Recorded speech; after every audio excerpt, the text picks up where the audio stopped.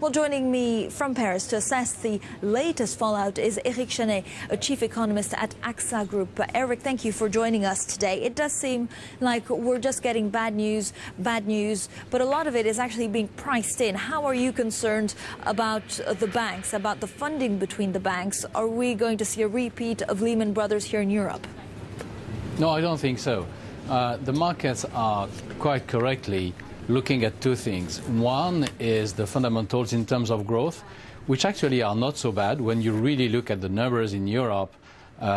Industrial production growth is one of the strongest in the world after Japan and above the US. But the markets are also looking at sovereign debt and the situation of banks which are holding a lot of debt from Greece, Portugal, Spain and Italy. These are two different issues, but of course there is a common ground, which is that if the banks are in bad shape, the economy will also be in bad shape. So at this stage, I believe that the decisions taken by the European Union to offer a kind of wall of money to allow governments to start the adjustment was the right one, and that the markets are likely to focus more and more on the fundamentals. I can tell you we are going to have upside surprises in terms of growth. Probably not from Spain, but certainly from Germany. But Eric, what does it mean for the banks? Because despite this huge amount of cash that the European Union has put on the table, we saw LIBOR, the interbank lending rates, continuing to rise. So banks are still not confident that they can actually borrow confidently or lend confidently. Oh, that's absolutely true. And the uncertainty is about the quality of the assets of European banks. But there is a main difference with the situation that followed the bankruptcy of Lehman.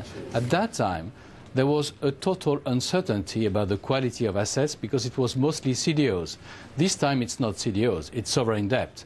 Although you might have some doubts about the quality of the debt of the Kingdom of Spain, it has nothing to do with the CDO. So I think we should see things, with a much more quiet standing, so to speak.